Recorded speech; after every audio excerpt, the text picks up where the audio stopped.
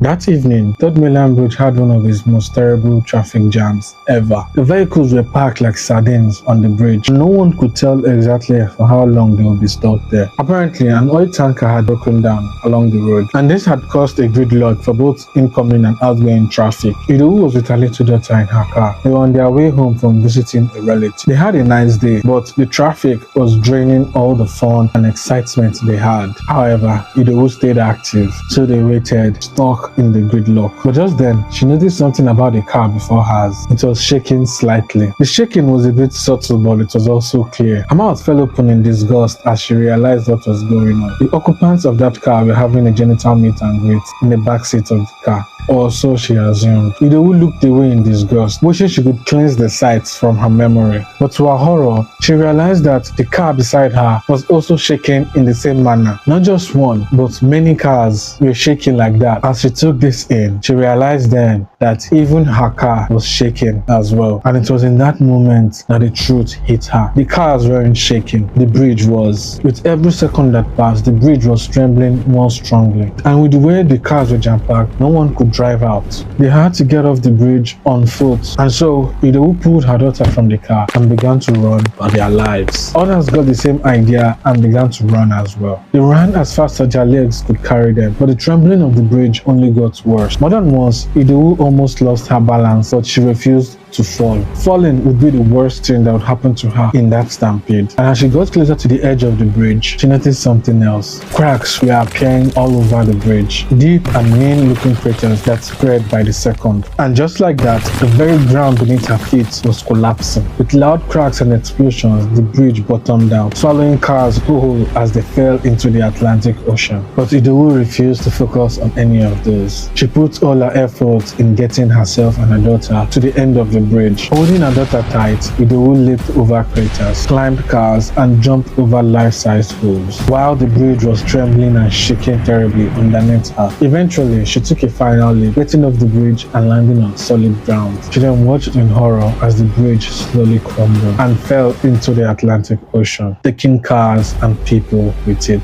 Idowu remained in a daze. She had no idea what the hell just happened and how she had managed to escape it.